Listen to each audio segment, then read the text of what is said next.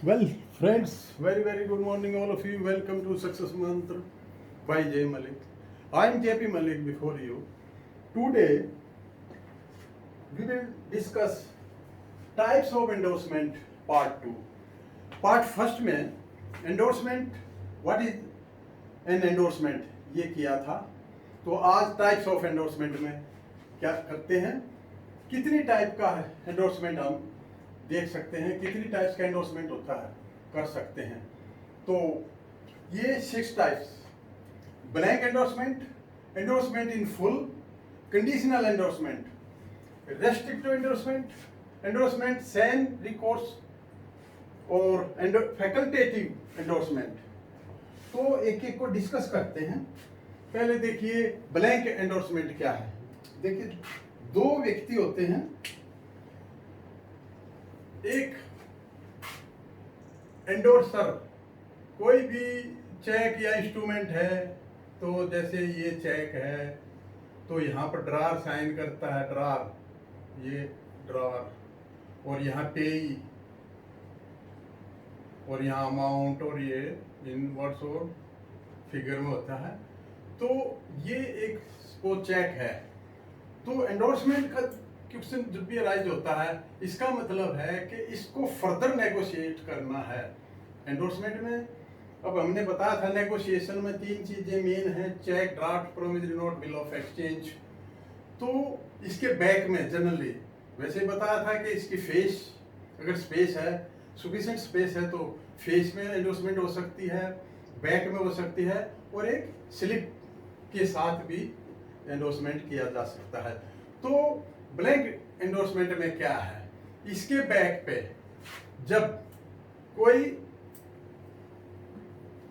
पे या endorsee further negotiation के लिए यहां पर सिर्फ साइन करता है, साइन बाय एंडोर्सर, तो यहां साइन कर देता है, और यहां पर कोई भी नेम इज नॉट मेंशन, नाम नहीं भरा जाता, इसको ब्लैंक एंडोर्समेंट बोलते हैं. और ये just like bear, payable to bearer हो जाता है. क्योंकि ये किस केस में किया जाता है, कई बार ऐसा होता है जहां क्रेडिबिलिटी की बात होती है, किसी को हम देना चाहते हैं चेक, एंडोर्समेंट करके पेमेंट ट्रांसफर करना चाहते हैं, और उस सिचुएशन में ये डिसाइड नहीं होता कि हम ए या बी या सी में से कौन पेमेंट इसकी लेना चाहेगा. तो जो भी चाहेगा वो यहाँ पर कर सकते हैं. तो ये ब्लैंक चेक है, जिसमें ये देखिए लिखा है endorser science without specify the name of endorsee. Endorsee का नाम नहीं दिया जाता, एंडोर्सर एंडोर्सी का नाम नहीं देता है, और वो इंस्ट्रूमेंट क्या हो जाता है, पेबल टू बियरर, बियरर की तरह है. अगर बेशक वो ओरिजिनली पेबल टू ऑर्डर भी हो, तो आगे जब फर्दर एंडोर्सर एंडोर्सी को देता है ब्लैंक चेक, तो वो एक just like bearer, bearer cheque का या इंस्ट्रूमेंट का हमने बताया था कि simple delivery of instrument is enough for negotiation. तो ये ब्लैंक चेक है. ब्लैंक चेक में मेन क्या है, एंडोर्सर साइन करता है बैक पे, एंडोर्सी का नाम मेंशन नहीं होता.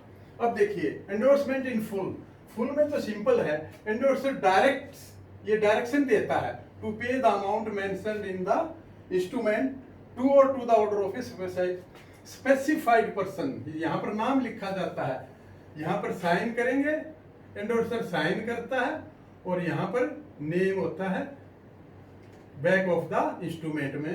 तो वो फुल है. जैसे यहाँ पर लिखा है पे टू वाई और पे टू वाई और ऑर्डर, तो जिस तरह भी पे टू वाई को पे करे या पे टू वाई और ऑर्डर, वाई के ऑर्डर के अनुसार ये मेंशन किया जाता है नेम ऑफ एंडोर्सी.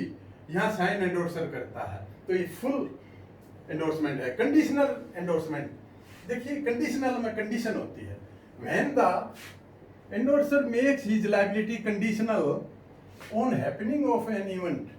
कोई इवेंट घटित होने पर ही वो उसकी लायबिलिटी बनती है एंडोर्सर की, नहीं तो नहीं. Endorser is not liable to the subsequent holder of, उसके बाद के जो भी, क्योंकि उसने कंडीशनल एंडोर्समेंट की है, उसने लिख दिया है साइन करके कंडीशनल एंडोर्समेंट की है, उसने अपनी लायबिलिटी को वेव किया है।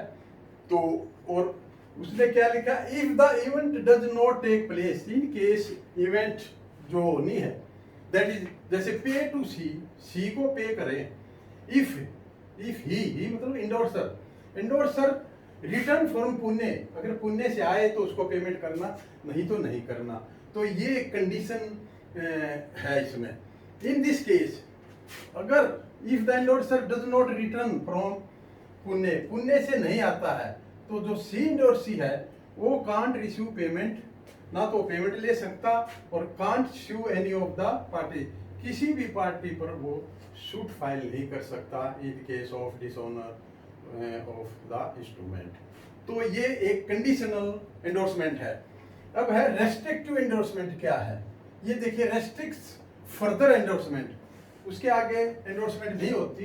पे टू सी ओनली, सी को पे करें बस, या pay to C from my use, ये रेस्ट्रिक्शन है, आगे इसका एंडोर्समेंट नहीं हो सकता। वैसे इस टाइप की एंडोर्समेंट कम यूज होती ही नहीं है, बहुत कम होती है, क्योंकि रेस्ट्रिक्टिव एंडोर्समेंट जो है ये रेस्ट्रिक्ट करती है एंडोर्समेंट को, तो ये रेस्ट्रिक्टिव है।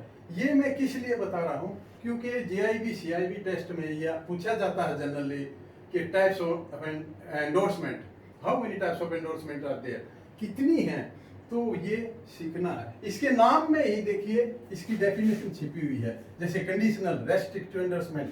अब एंडोर्समेंट सेंस रिकोर्स का क्या है कि कोई एंडोर्सर ये कहता है मेरी कोई लायबिलिटी नहीं है, अपनी लायबिलिटी वेव करता है। Suppose our endorser exclude his liability, that is pay to X or order at his own risk, अपने रिस्क पर पे करें, इसका अपना रिस्क नहीं है।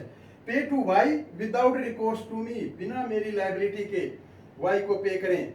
इफ द बैंक डिसऑनर्स, अगर वो इंस्ट्रूमेंट डिसऑनर हो जाता है, और जो एंडोर्सर है is not liable to X और any of the subsequent endorsees, जो और एंडोर्सी फर्दर जो एंडोर्सीज हैं उनके लिए एंडोर्सर लाइबल नहीं है, क्योंकि उसने पहले मेंशन कर दिया एंडोर्समेंट सेंस रिकोर्स कि मेरी लायबिलिटी नहीं है, ही excludes his liability.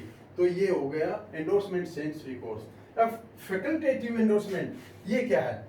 Facultative endorsement में ऐसा है, जब भी कोई डिसऑनर इंस्ट्रूमेंट डिसऑनर होता है तो ये एक लायबिलिटी है, जो लायबिलिटी बनती है एंडोर्सी की, जो एंडोर्सी है उसकी लायबिलिटी ये बनती है एंडोर्सी,